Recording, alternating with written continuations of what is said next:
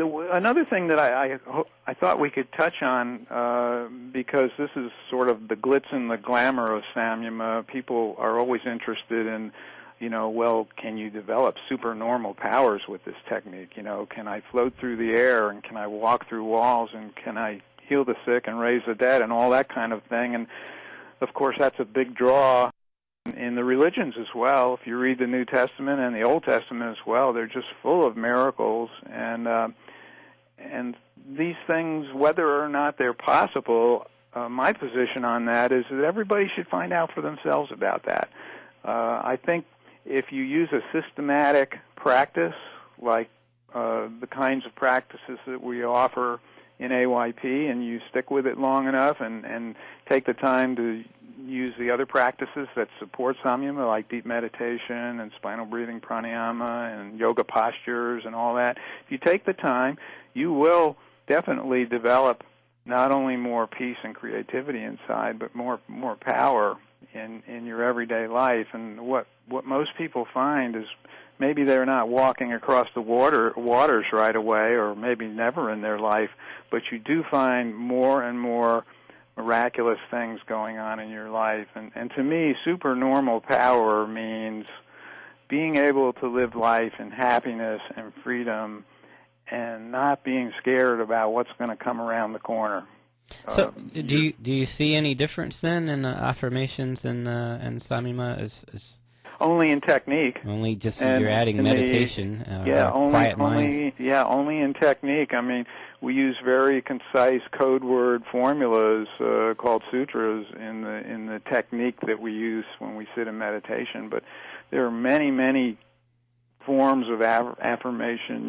The power of positive thinking, and the Napoleon Hill books about Think and Grow Rich, and even this latest movie that's going around called The Secret. They all involve the same principle, just applied in different ways, in different styles.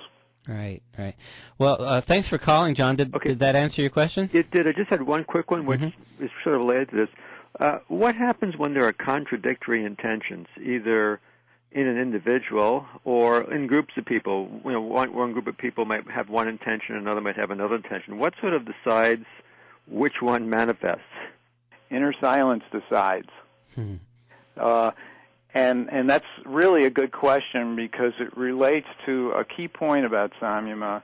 Anybody who's truly practicing Samyama, releasing their intentions, either in the form of a sutra or an affirmation or whatever, anybody who's releasing those into silence, into stillness, is going to be reaping a positive result. And even people or groups with opposing external desires or even conflicts who are letting their desires go into stillness, there is going to be harmony that comes out of that. It's an extremely powerful thing that comes out of us. And one of the things in the book that we talk about is working on world problems and actually doing Samyama on some very negative things like poverty and war, and how those can be turned around just by releasing them into silence. Well, that's a good point to stop. I'd like to. We have to go to a break. I'd like to come back to that point when we get back. And thanks for calling, John. Thanks very much. I'm looking forward to reading the book. All right, you, John. So we're going to go to a break. 1360thesource.com. Yoga, the other 98%. My name is Will. We've been talking about Samyama, and we have about 5 minutes left, Yogani. I wanted you to comment a little bit more on this using Samyama as for like things like world peace. Okay, but before I do, let me just mention that Samyama is letting go of whatever it is that we have as a sutra or as an affirmation or a desire, and whenever we're doing that, the result will always be positive. Because the result comes from that deepest part of us, which is all goodness and all divinity and all love. If we are projecting a desire out through a thought or intention outwardly, we are not practicing Samyama. And I think that's a very important point to make, because some people have this idea that if I'm going to get powers, I'm going to project, personally I'm going to project. And that's not what Samyama Samyama is. Those who project their thoughts from the level of their ego, if you will, are really not engaged in that, and they're engaged in something else. As far as world peace is concerned, there is a section in the book, Samyama book, on using Samyama as part of our prayer for working on world problems, and it's laid out in a very broad form where you can do Samyama or prayer, if you will, on simple words like poverty, disease, war, greed. These are all terrible things, and they make us cringe and even cry to think of them. But if we do Samyama on these words and truly release them into inner silence, those obstructions become gradually dissolved. And if enough people are doing this on a worldwide basis, which even now millions of people are thinking about these things and wishing that we could overcome them, but if we do it systematically using a Samyama type of technique, if you will, it can have huge influence because it brings stillness out to dissolve these dark obstructions that the world has been plagued with for so many thousands of years. And it sounds to me, you said something earlier about projecting a word or a seed syllable or sutra outward. Would sounds like it would not be the way. Maybe it's kind of releasing it inward. Is it kind of letting it drop somewhere deep inside rather than pushing it out? You just want to let it go into silence. If you're projecting it outward, you're focusing it with the energy of the personality, if you will, and the energy is much less.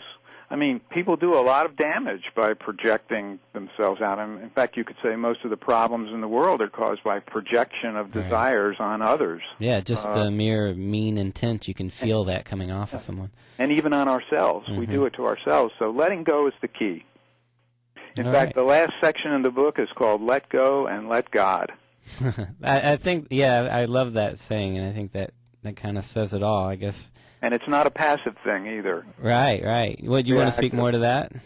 I think surrender is an active process, and we talked about surrender on earlier shows, and I think active surrender is what we're looking for. We're looking for stillness in action, and the way we do that is by surrendering our desires into silence.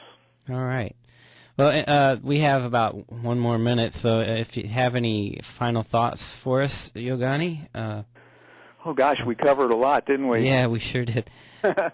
Well, anything that they could take home with them. Yeah. Maybe home. It's gonna be a couple of months, I think, before I can come back because of the next book, and I just wanted to wish everybody all the best on their path out there, and to enjoy and develop that inner silence and learn to operate from that level, and everything is going to be fine. And something I haven't said on the show yet, I don't think, which shows up a lot in the writings, is just to let everybody know that the guru is in you. I was waiting for that. That's beautiful. Well, we sure thank you so much. I personally thank you for filling in for me while I've been gone, and I know Scott's enjoyed it, and I know my yoga students have enjoyed it, and I've seen the website, and people seem to be enjoying it all over. And so we can't wait for you to come back, and maybe we can set it up so people can kind of look ahead and for certain topics that they can look forward to. That would be great. All right. Well, that's going to do it for this show, and we'll be back next week, same time, same place, at 1360thesource.com.